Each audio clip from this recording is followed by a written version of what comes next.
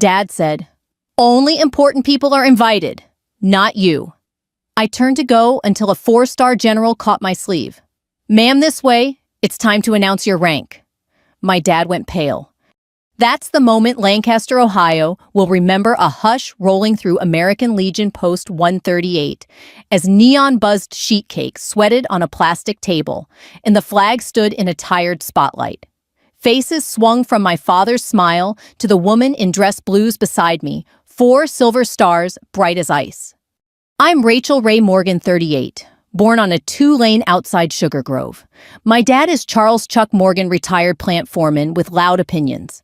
He was throwing his 70th at the Legion that night invitation on Facebook with a line that made folks snicker, "VIPs only." He meant the banker, the football coach, the city councilman. He didn't mean his daughter, who just rotated back from hangars, flight lines, and clinic tents most people only see on TV. I hadn't come to make a scene. I came because my mother would have told me to be bigger than it. Before cancer took her 5 years ago, she pressed my hand around a chipped teacup and said, "Don't let your father make you small." I still hear the spoon tapping china when I walk into the farmhouse kitchen. That afternoon, I stopped by the farmhouse to check the dog and drop off a quilt at the VA clinic. Dad was in the garage cleaning a spark plug with a wire brush. Farm report on the radio. Gasoline and cold metal in the air. "You still carrying that coin?" he asked. I tapped my pocket. "Always." He watched the wire brush bite. "Mayor's coming tonight. Coach too. Important people." "Sounds full," I said. "You want me to bring back Mom's pie plates? They're getting dusty." He flinched at her name, then said it like a practiced line. "Only important people are invited, not you." I swallowed hard, answered the way the Army trained me. Copy. The plan was simple: swing by the Legion, leave a gift card to the feed store with Paula at the door, and drive back to Columbus before the band hit its second song. Dusk put a blue glaze on the parking lot. F-150s and church vans. Old men in destroyer caps talking hay and grandsons. Inside looked like every hall I've ever known. Plaques, bulletin board, a POW MIA table with a single red rose. The coffee urn hissed. The band tested a twang. Paula stamped hands for re-entry. She peered over her readers. "Ray, honey, I didn't see your name on the list." "It's fine," I said. I was tucking the envelope into the donation box when Dad saw me and raised his voice just enough for nearby tables. "Only important people are invited," he said, smiling. "Not you." I felt the little click behind my ribs, the brace, before a door that may not open. Army habits: ride along, breathe, scan, decide. I shifted to leave. A gloved hand caught my sleeve. "Ma'am," a calm voice said this way. 4 stars. General Linda Hart. I knew her from long humming rooms where decisions get made without drama. She was supposed to be in Cincinnati for a Gold Star walkway dedication. She texted passing through and I told her not to fuss. She ignored me like a good mentor. A murmur traveled the room. The band leader slid his pick into a pocket. Mr. Billy Tate, the post commander, Vietnam, tapped the microphone. Pastor Miller, who rubs his stomach when the chili's too spicy, hovered. "General, I whispered you didn't have to come." "I won't stay long," she said, eyes on the room. "But some doors don't close tonight." Revenge doesn't feel like fireworks. It feels like air returning. I wasn't there to humiliate my father. I just didn't want the story of my life told as a punchline over sheet cake. On the way in, I'd thought of small kindnesses: an old vet at the clinic showing me his grandson's photo, a widow pressing $20 for gas. Those are the stitches that hold a town. Dad had his way of being somebody here, loud, certain. I wanted a different way. "Folks," Mr. Tate said into the mic voice, "like gravel, we have distinguished guests." The neon sputtered and steadied. Paula lowered her stamp. Someone at the back took off a cap and held it to his chest without quite knowing why. My father's friends adjusted their ties as if neatness could change a story already taking shape. Dad stood straighter, then remembered he was supposed to be amused and shaped his mouth into that half-smile people mistake for charm. General Hart moved with the unbothered grace of someone who's heard every speech and still believes in the next one. She nodded at Paula, at the band, at the old man with the purple heart cap. Then she looked at me and said for the room to hear ma'am this way. We walked 10 yards that felt longer than a runway. I could feel my father's stare on my neck like a draft. The bandleader unplugged his guitar. Pastor Miller coughed and opened his Bible to the ribbon, though no one had asked for prayer. I rolled the coin in my pocket with my thumbnail like I do before a hard thing. General Hart reached the microphone and waited. She didn't tap or blow. She set her hand on the stand, breathed, and let the room breathe with her. "Good evening," she said. "Before anything else, we honor the flag." Every head turned. For a beat, even my father remembered how to be still. You could call that the beginning of the end or the end of the beginning. For me, it was the point where the story stopped being about who got invited and started being about what kind of town we wanted to be. The coffee hissed. The neon hummed. Outside, a train called down the valley. My mother's teacup clinked in memory. I stood where the general placed me, not small at all. That's where part one leaves us, at the edge of a breath, ready for what comes next at that microphone. The kind of words that don't need to shout to be heard. I didn't breathe until the anthem faded and the hall settled a hush that means people are ready to listen. While the general waited at the mic, my mind did what it does under bright lights. It ran a loop through the road that led me to this American Legion. I grew up 7 miles south on a 2-lane past corn and soy. The kitchen smelled like coffee and Murphy oil soap, the radio always on farm report at dawn, country oldies by supper. Mom Margaret, everyone called her Maggie, kept a chipped teacup for parsley and change. Dad, Charles Chuck Morgan, came home with dust in his boots and the kind of tired that could be honest or mean. Fridays meant football. I sat on aluminum bleachers at Lancaster High, blanket over my knees. My brother Caleb wore number 22. Dad stood by the chain link with the other dads, jaw set. When Caleb scored, he slapped backs. "That's my boy." When I taped ankles as a student trainer, Dad said, "Helpful work, Ray. The important stuff's out there." Mom kept the balance. "Everybody gets a turn," she'd say, sliding me the good cut of pot roast. Later, with the dishwasher humming, "Do things right when nobody's clapping. That's character." I left for the Army at 19 with a duffel and a ride to the recruiter's office behind Kroger. Staff Sergeant Walters slid forms across a desk. "Medical fields open. 68 whiskey." I signed. The first time I said a tourniquet, I was in Texas under a sun that made everyone squint. The first time under fire dust was in my teeth and helicopter rotors beat my ribs. A private bled from everywhere and nowhere. "You're okay, bud." I told him not. Because it was true, but because it needed saying. I wrote letters on bad cots, short and careful. Mom wrote back with recipes in the margins and church news. Dad didn't write. At the plant, he told people I was some kind of nurse. When I came home on leave, he met me at the airport with "You look scrawny," then Caleb's trying out for college ball. A morning in 2009 bent my life a few degrees. Ballad heat up. We were moving casualties from a convoy hit outside the wire. I was senior enlisted on shift, which meant I had to look like I knew what to do. A colonel stepped in and watched. We ran the room with a rhythm, you catch eyes hands, words trimmed to the bone. A specialist kept trying to sit up. I set my palm to his sternum. "Stay with me. Breathe." We got him stable, and the room kept moving. Later, the colonel found me by the water jugs. "Morgan?" "Yes, ma'am." "You make people do the right thing in a way that feels like their idea." She said, "You thought about a commission." I gave the practical answer, "Money's tight, ma'am." Not sure I'm the type, and she gave a look that said that wasn't an answer. Her name was Linda Hart. She told me to put in for OCS and wrote the memo that makes boards stop skimming and read. When I pinned second lieutenant, it felt less like climbing and more like owing good work. Dad didn't come. Mom did. The pin went on crooked because our hands shook.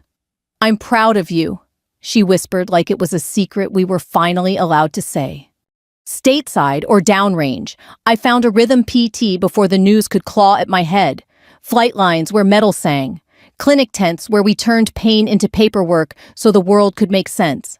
I learned to brief without drama and to ask questions that find the thing under the thing. Homecomings were sideways. One Christmas driving past the high school, Dad nodded at the lights. "They're putting in turf. Finally, important folks are paying attention." We passed the Legion. Place has standards. I said yeah, and watched the grain elevator slide by. When Mom's scans came back wrong, I learned the hard words and the way a house sounds when dish soap suddenly feels like an enemy. She kept her voice calm and her hair until she didn't. I took emergency leave and made soup that went cold. On a good day, Dad folded towels harder than needed and said doctors are guessing, which is one way to say fear. The hospice nurse Joy set her bag on a kitchen chair like she was coming for coffee. She called Mom Hun. When Mom went, it was a Thursday, with rain on the porch roof. At the funeral dinner, ham cheesy potatoes, green beans cooked past memory people, hugged me and avoided Dad. He didn't like the way pity sticks, so he got louder. Sometimes loud is just another way to be small. After Mom, I poured myself into the work, and the work poured back. I promoted learned budgets and air tasking orders, and how to tell a captain no without making an enemy. Colonel Hart became General Hart.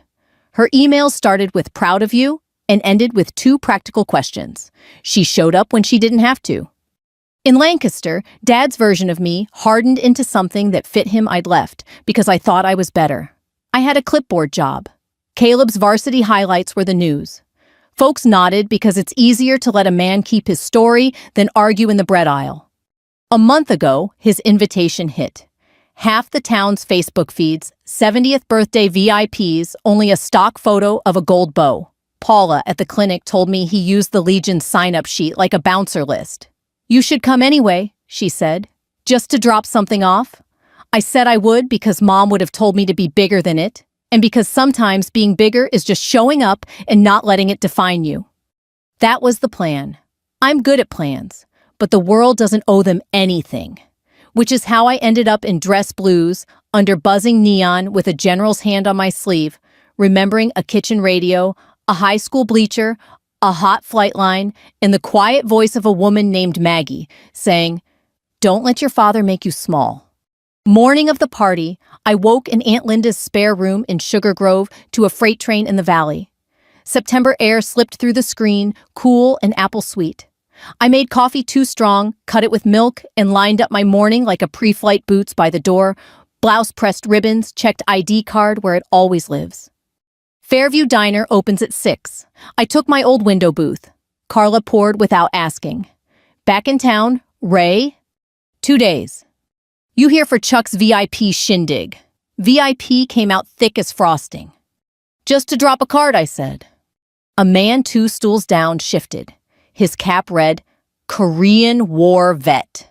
He peered through thick lenses. You a Morgan? Yes, sir. Ray. I knew your mama, he said. Maggie kept the church rummage from turning into a riot. The best I said. He tipped his mug like a salute. At the VA clinic, the front desk smelled like sanitizer and peppermint. Paula took the quilts I'd brought as if they were gold. Mr. Brown in infusion gets cold, she said. These'll help.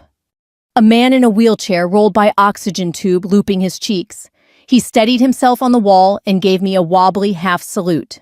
I returned it. Where'd you serve? He rasped. Ballad, I said. Then right pat. Ohio girl, he said. And girl wasn't small. It was affection. Paula printed a receipt. You going to your daddy's thing? She asked, voice lowered. I'll swing by, I said. Facebook's been lively, she said. Over the VIP line. Folks get brave behind a screen, she said. Put me in a room and a pot of coffee, I can fix half of it. At Kroger, I ran into Coach Henderson. He slapped my shoulder like I still wore pads. Ray back from a tour. Back from paperwork and early mornings, I said. He eyed my basket bananas, paper towels, dog treats. You going to see your old man? Heard the mayor swinging through. Just dropping a card. Keep it simple, he said and drifted off. Driving to the farmhouse, I called my brother. Bluetooth made Caleb sound far. He's keyed up, he said. Wants it tight. Tight like the lid on the good sugar jar, I said. Don't start, he said. Try not to, make it about you. I'll leave a gift with Paula and head back, I said. That's good, he said, relief pinching his words. There's a difference between standards and gates, I said. Ray, he said, warning and plea together. Just be cool. I will, I said. Dad was in the garage cleaning spark plugs with a wire brush, though his truck's been fuel injected since Clinton. Sports talk radio argued about a quarterback's footwork. In the truck bed, he'd stacked folding tables with white plastic cloths rolled tight as plans. A banner lay coiled, "Congratulations, Chuck." "You'll need Paula to stamp your hand if you go out and come back," he said like a bouncer. "I'm not staying," I said. He snapped a plastic fork from a bag, tested a tine on his thumbnail, and grinned at it like it had told a joke. "Only important people are invited." "Copy," I said the army word for "I heard you," not "I agree." Back at Aunt Linda's, I polished my shoes. Dress blues came out of the garment bag, smelling like cedar and rules. I checked each ribbon, measured spacing with the transparent ruler. Only people like me keep. I slid Mom's rosary into the inner pocket. No superstition, just the feel of cool beads where a hand goes when breath stalls. I told myself the uniform was for the clinic bulletin board. The truth was simpler. It asks a room for accuracy. Dusk settled grain elevator in silhouette steeples cutting the sky. The Legion sign glowed blue. Flags on short poles leaned in a light breeze.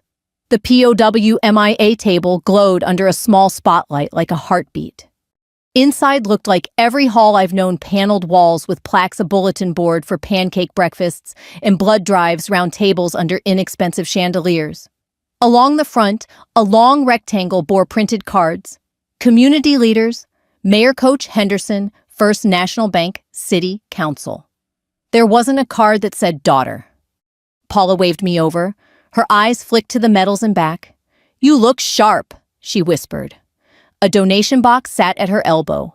"Feed store, gift card." I slid the envelope in. "Tell him happy birthday," I said. "Ray," she began. "It's fine," I said. Dad spotted me before she could finish. He was near the sheet cake, surrounded by men who say "sir" to each other without quite meaning it.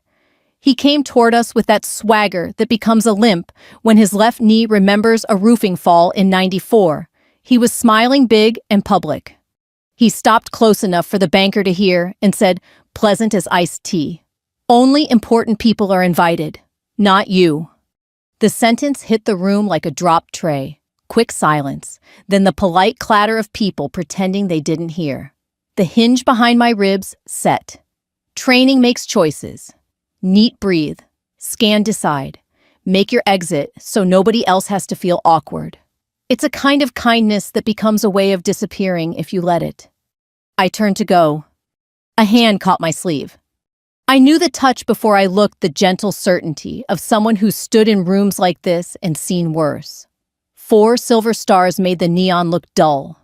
General Linda Hart stood in dress uniform, composed as a chapel window, eyes steady and warm. "Ma'am," she said, voice pitched for me in the room. "This way." Lancaster isn't quick, but it recognizes a symbol. Sound changed, the band stopped tuning. Mr. Tate, the post commander, straightened his cap. Coach Henderson's mouth opened and shut. Paula exhaled like a prayer. My father's smile cracked at the edges and went pale. I hadn't planned any of this. I had planned to show up, drop a card, leave. But some doors don't get to close, not on a night like this, not on a life like mine. I squared my shoulders and followed General Hart toward the microphone. Before General Hart reached the microphone, it looked like a surprise. It wasn't. Not to me, not to Mr. Tate at the Legion, and not to the city clerk who stamped a piece of paper that morning with a thunk that felt like permission. What you saw, 4 stars catching neon, was the moment the quiet plan stepped into a louder room. The plan wasn't about my father. It was about telling the truth in public without making a mess. The night before, my phone buzzed while I was folding Aunt Linda's towels. Hart. Passing through after Cincinnati tomorrow. Gold Star walkway dedication wrapped early. Any chance to say hello, Captain? Me, Colonel, now. Orders last week. Hart. I know. Proud of you. Lancaster. Still your zip? Me, Sugar Grove. Dad's birthday thing at the Legion, but I'm not staying. Hart understood. Is there a post commander I can call 5 minutes in the lobby? No speeches. I stared at the blue bubbles until the towels cooled. 2 weeks earlier, I'd pinned Colonel at Wright-Patterson with an office huddle, and one smash cake somebody's toddler insisted on tasting first. It was perfect, quiet earned. I hadn't told Dad, not out of spite, out of self-preservation. Some news lands like a brick in the wrong hands. I texted Paula at the clinic. She answered in a minute. Paula Tate's in around 9 to check the ice machine. I'll flag him. At 9:17, Mr. Tate called. His voice always sounds like a porch swing. Ray, honey, we can spare the lobby for 5 minutes. If a general's come to our door, we're going to be decent about it. Nothing to step on your schedule, I said. No announcement, just an introduction. She wants to pay respects. Consider it done, he said. Do you have anything for a display? Folks around here learn better when their eyes can rest on a thing. I had a banker's box in Aunt Linda's trunk. I'd brought it to sort later, not to show. A redacted copy of my DD-214, a photo of my hand on a specialist's sternum while a crew chief looked past us to the sky. The challenge coin I carried every day, a folded flag from a change of command where a kid in ROTC shook so hard the tassel trembled like a heartbeat, and my mother's obituary half a column that somehow held more of her than anything else I own. I'll bring a few items, I said. Make me a little list, he said. Names matter. At City Hall, Jenna Alvarez. 30, school board, a closet full of cardigans, pulled me into an office that smelled like dry paper and coffee. Paula called. She said if we were ever going to do that scholarship in your mom's name, today was the day to get it moving. I don't want it to look like we're hijacking Dad's night. Not a peep, Jenna said. We'll file the seed paperwork and announce it next month at the first football game, but we can hand you the folder quietly if your general friend is around. We drafted language on a legal pad. The Margaret Morgan Scholarship for Military Families, $500 this year, for a Lancaster senior with a parent or guardian who served essays read by 3 volunteers who aren't related to anyone on the list. Jenna walked it down the hall. The clerk stamped the intake sheet with a thunk like a gavel. There, she said. That's the sound of something being real. Mrs. Whitaker, the English teacher who once gave me detention and a lifelong addiction to the Oxford comma, came in with her tote bag. I'll serve on the reading committee, she said, if you'll promise to come talk to the seniors about what service actually looks like. Deal, I said. On my lunch break, I stopped at Copy King. The kid behind the counter wore a hoodie and an expression that said he was paid by the hour, not the smile. I need these mounted, I said, sliding 2 photos under the plastic barrier, and this laying down the DD-214 with the inked-out chunks. Like foam board, he asked. Plain is fine, I said, readable from 10 feet. He looked at the picture of me with my palm on the specialist's chest. That you. Yes. He looked different when he handed me the receipt. My cousins at Fort Benning, he said. Thank you. The Pastor Miller, first name Herb Belly, like a good choir director, met me by the Legion's glass door that afternoon to look at the lobby. If General Hart wants a breath of words before she gives you the folder, I can say a line. 30 seconds. Not for show, for centering. Keep it plain, I said. He smiled. Plain is what I do. We set a narrow table by the bulletin board that listed Friday fish fries and a blood drive in October. Paula covered it with a white cloth and placed a small frame with Mom's photo at one corner like a quiet anchor. Mr. Tate hung a sign he'd lettered with a Sharpie, Service Recognition 715 Lobby. He tucked it halfway behind a flag, so if nobody came, no one's feelings would be hurt. I texted the general lobby at 7:15, low-key. She sent a thumbs up, and after a minute, another message. Heart Ray, I have a short letter authorizing me to recognize your promotion publicly when appropriate. I'd like to read it. It's yours, not mine. Me. Okay, but please no flourish. Heart, I don't do flourish. I do true. By 5, I had everything lined up like an inspection blouse pressed, coins ready, the folder from City Hall in my purse with a post-it bearing Jenna's scrawl file copy. No announcement.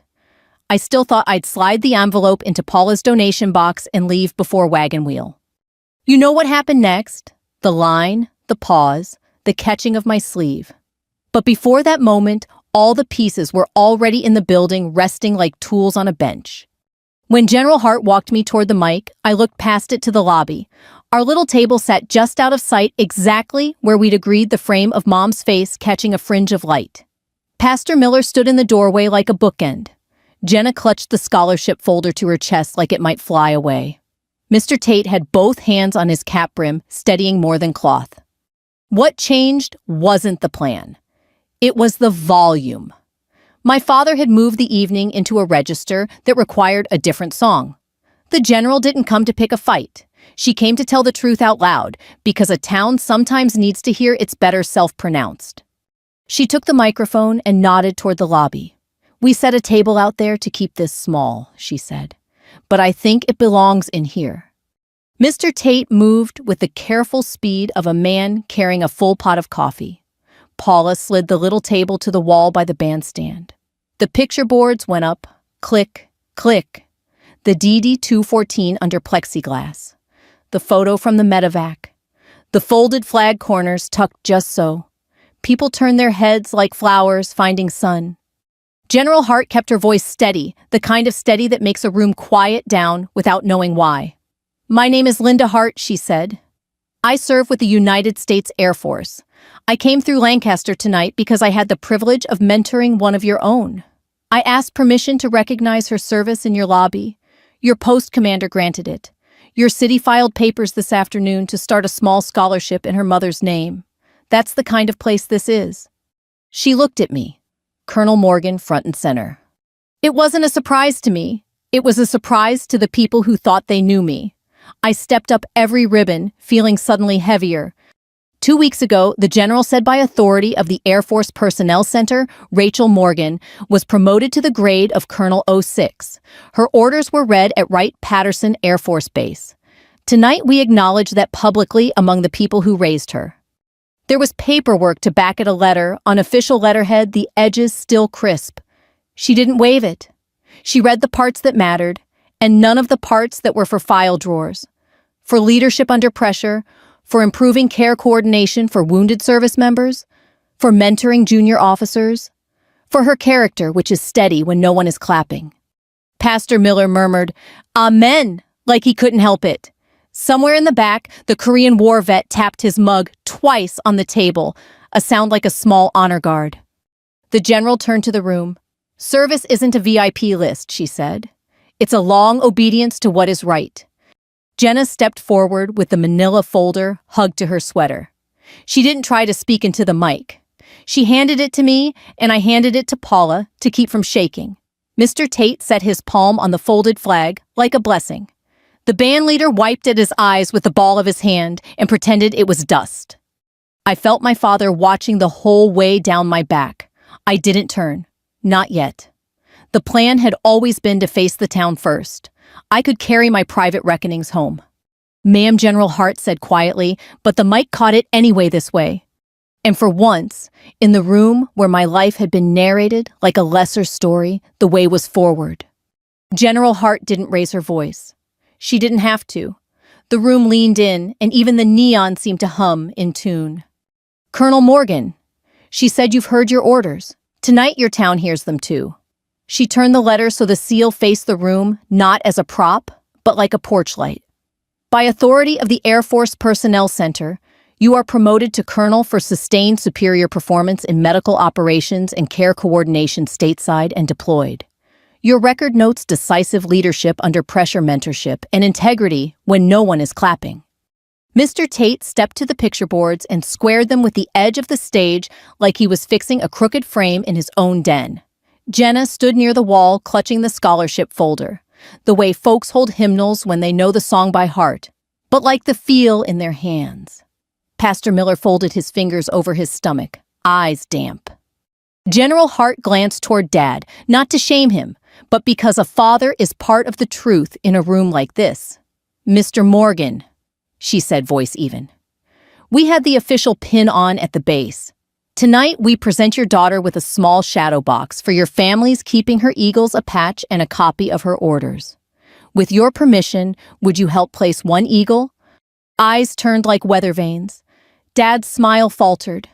He looked to his friends as if they might produce a joke to climb out on. No one offered one.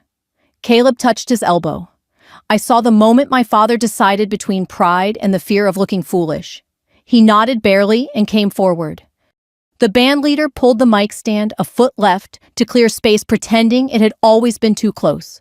Paula set the small shadow box on the table. The velvet inside held the place where an eagle would sit, like a finish nail waiting for a picture. Dad reached for the silver bird. Up close, I saw his fingers shake the way they did after Mom's funeral, when he carried the casserole dish to the sink and set it down too hard.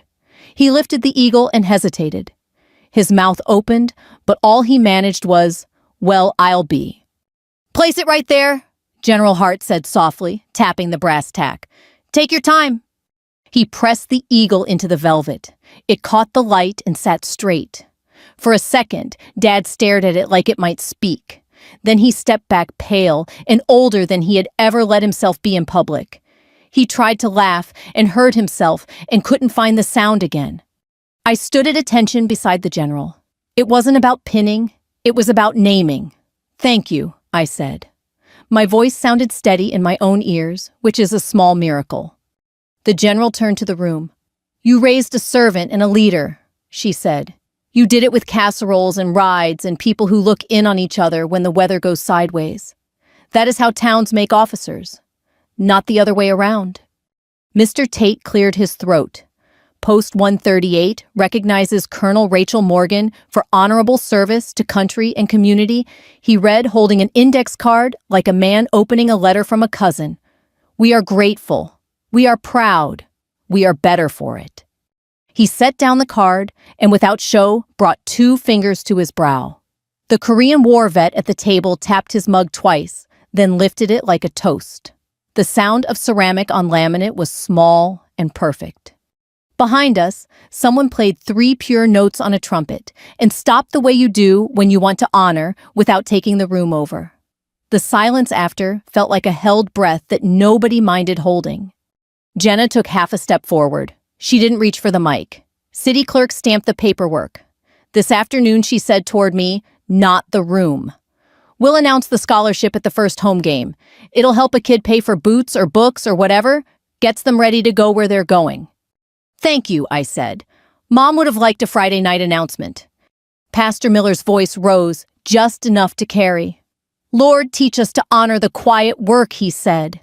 "Make us generous with respect, careful with our tongues, and faithful with whatever is in our hands." He finished like he started playing. Coach Henderson coughed into his fist and looked at his shoes. The banker found something interesting on his cuff. People who had nodded along for years to my father's version of me went a shade uncertain, as if the map they'd been using still got them near town, but missed the turn at the big sycamore. Dad didn't leave the stage area. He stood as if he'd been told to hold a board straight and wasn't sure if the nail had gone in. His friends didn't rush him. Caleb stayed at his shoulder, eyes elsewhere. For a heartbeat, I wanted to rescue everyone from the awkwardness, make a joke, wave it off. But part of clean revenge is letting the room do the work the room needs to do. General Hart faced the tables. "Some of you know Rachel as a daughter, a neighbor, a classmate," she said. "Tonight you know her as Colonel Morgan. Both are true. Neither requires the other to be smaller." She looked at Dad again. "Mr. Morgan, thank you for sharing your daughter with the country."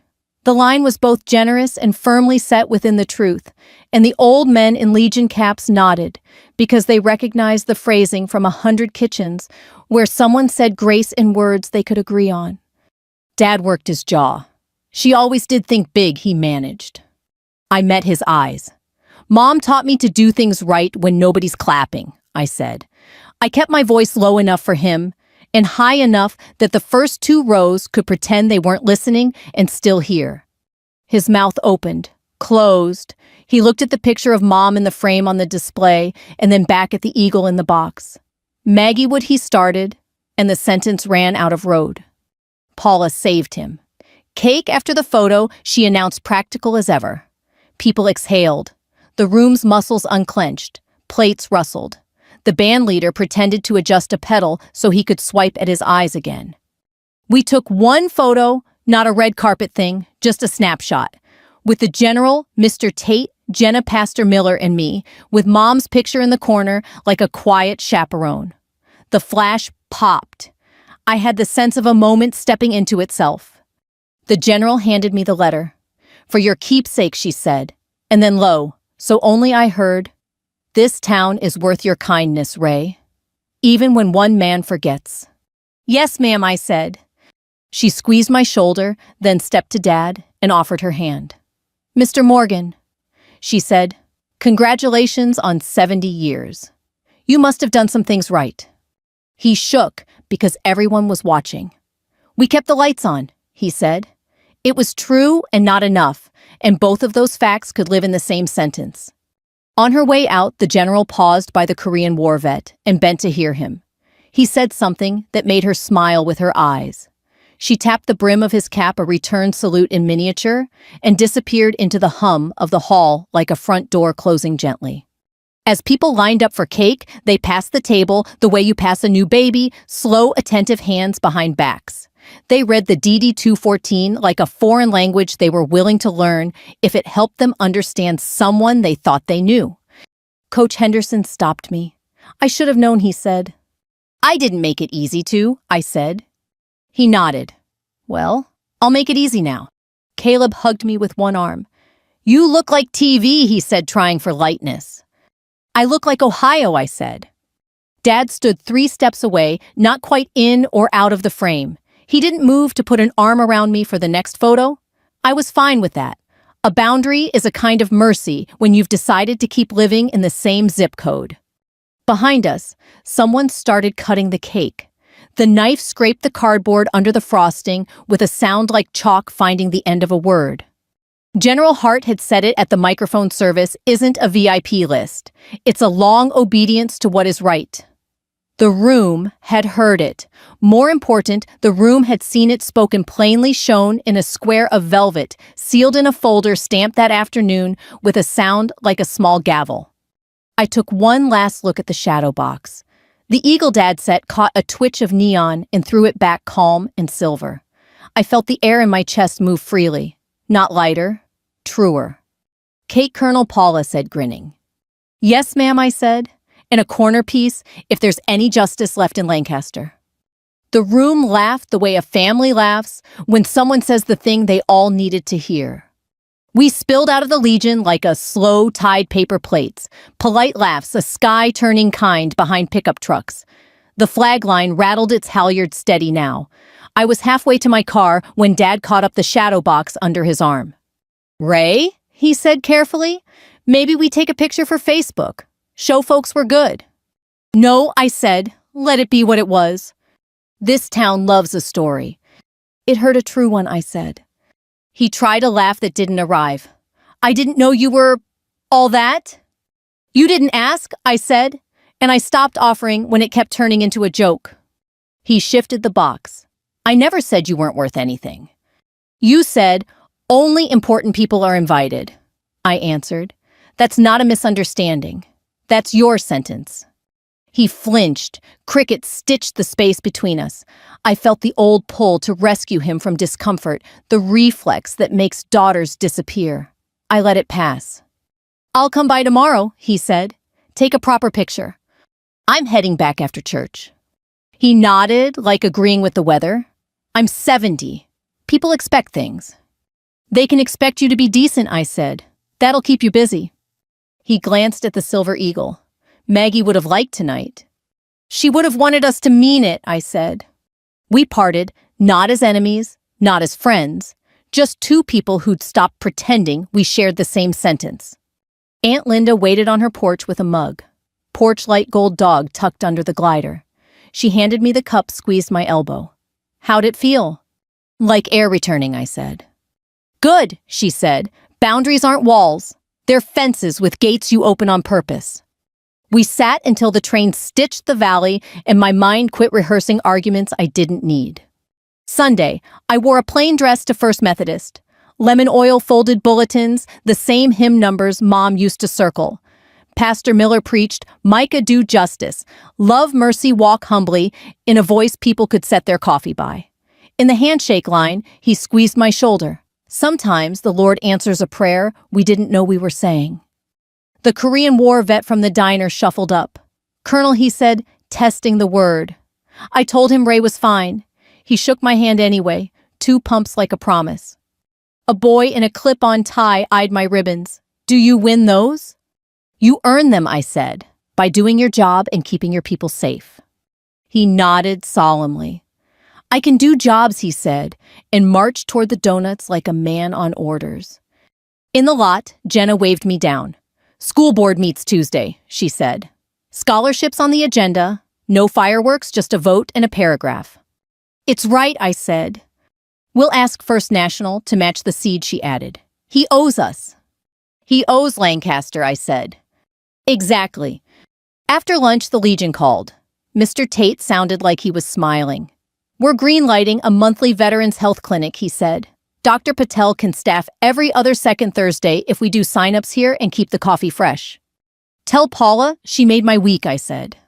She knows. She already has a clipboard. I packed slow. The farmhouse looked like the museum version of our family grief applying flattering light. In the kitchen, I found Mom's pie plates under a towel she'd embroidered with a crooked rooster.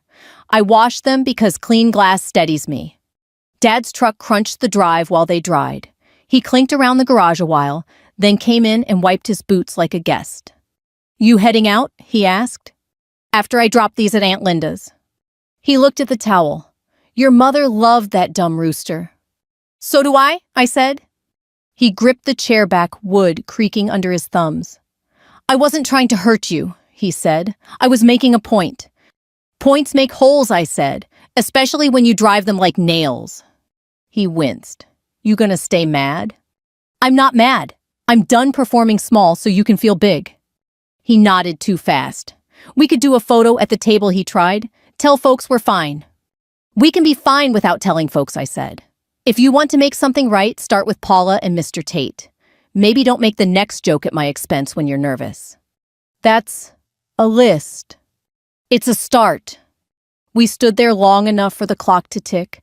He rubbed his forehead. Your mother would say I made this harder than it had to be. She was good at the short version. He pointed at the plates. Bring those back at Thanksgiving. If I'm invited? A beat. You're invited, he said, not looking at me. Good. I'll bring the pies. And the fence stays up. No hug. We aren't a hugging family unless someone dies or a team wins state. I'm tired of tying tenderness to catastrophe. On the drive to Aunt Linda's, the radio found one of Mom's old songs, plain voice steady as a kitchen table. I pulled over by the soybean field and let the chorus rinse me clean. At dusk, Caleb texted, Hey, you okay? I wrote, I'm good. Thanks for being quiet when quiet was kind. He replied, working on Dad. Slow go. I sent that's a long obedience too. Tell him he can bring his own pie plates at Thanksgiving. 3 dots. Then LOL. Okay. By dark, the high school band was sawing through America the Beautiful on the far edge of town, uneven earnest, like people changing. Aunt Linda and I sat on the porch and let the music knit up the day. The dog snored on my foot like a paperweight for the present. Think you'll sleep? She asked. I think I already am, I said. Good, she said. Tomorrow will want your strength. Tomorrow can want what it wants. Tonight Lancaster wanted quiet and a little mercy. I gave it both, and it gave some back. The next morning smelled like bacon and steam. Fairview Diner buzzed the way it always does on a Monday. Farm caps, church dresses from yesterday, the griddle singing. I slid into my old window booth and set my cover beside the salt shaker. The bell over the door rang, and General Hart came in without ceremony, like any traveler looking for coffee strong enough to rinse road dust out of her head. Carla poured 2 mugs and left the pot. You want your usual, Ray? Pancakes, I said, and whatever you call sausage that could fix a fence. General Hart smiled. I'll have the same, please. We ate like people taught to be grateful for hot food. No speeches. Just butter, melting on pancakes, the kind of silence that restores. When we were halfway through, she set down her fork. I checked in with the post commander, she said.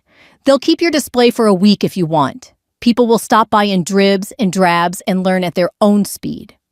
That's the right speed, I said. She sipped her coffee. What you did last night was not about winning.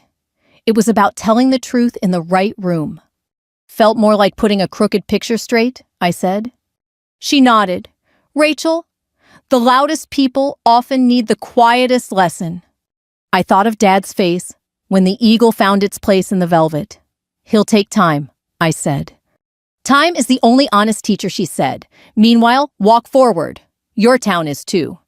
Outside Main Street had that washed morning look, storefronts waking the newspaper box still warm.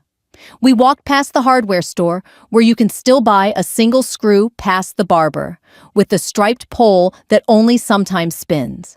On the square, a sign leaned against a flatbed truck, Gold Star Walkway Dedication, 10 a.m. The city crew set potted mums in a tidy row. A trumpet case yawned on a bench. We stood back while the families gathered, mothers with hands that remembered small shoulders, fathers with the posture of men who thought carrying might keep them from breaking. The walkway curved under the maples like a sentence written carefully. Each paver carried a name and a rank and a date that should have been later than it was. Pastor Miller offered the prayer he had promised, plain sufficient. The mayor said a paragraph and didn't try to make it more than that. A boy in a too-big blazer read a letter from his aunt about a brother who loved fishing and put ketchup on everything. The trumpet player found taps and let it be itself. General Hart shook hands, as if each one mattered, and each one did. I stood a step behind unless someone reached for me. A woman with silver hair and a pin that read, Blue Star, turned her clutch this way and that like she'd forgotten what to do with her hands. I offered mine. She took it and said, My grandson thinks medals are shiny. I tell him it's the quiet that's heavy. He'll learn, I said, but I hope he learns slow. Jenna waved from the edge of the crowd, the scholarship folder tucked under her arm. She didn't try to make it the moment. She simply lifted it a little, a promise turned into paper. Mr. Tate stood by the mum's hat, off eyes bright. Paula dabbed at her cheeks with the corner of a napkin and pretended it was the sun.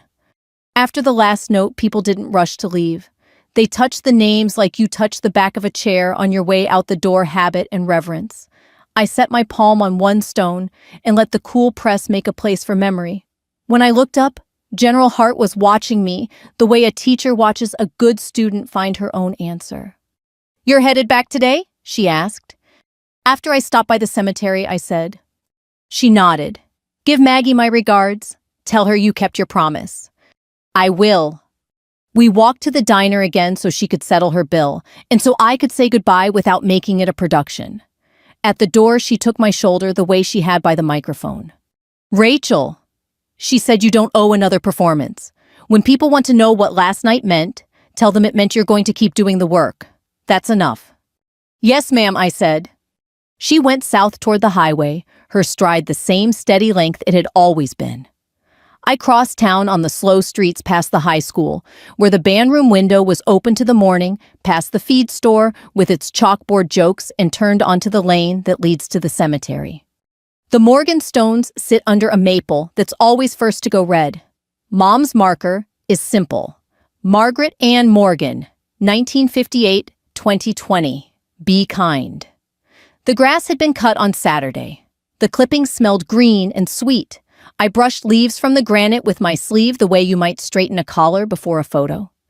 I did not make myself small, I said, because speaking to the dead is sometimes just speaking to your own ribs. I did the work, and I let it be seen. I took the challenge coin from my pocket, the one Dad had noticed in the garage, the one I'd rolled with my thumb before stepping into the hall. The metal carried the tiny nicks of pockets and days.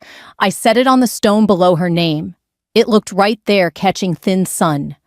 You'd have liked the scholarship, I said. Jenna filed the papers. Mr. Tate's got a plan for a clinic. Paula has a clipboard. It's the whole town, Mom. Doing it the way you liked, plain and together. A breeze lifted the maple and let it down again. A train sounded from the valley, 3 notes, and a long. I stayed until the quiet felt finished. Back at Aunt Linda's, we wrapped the pie plates in newspaper. The dog circled twice and collapsed on my foot.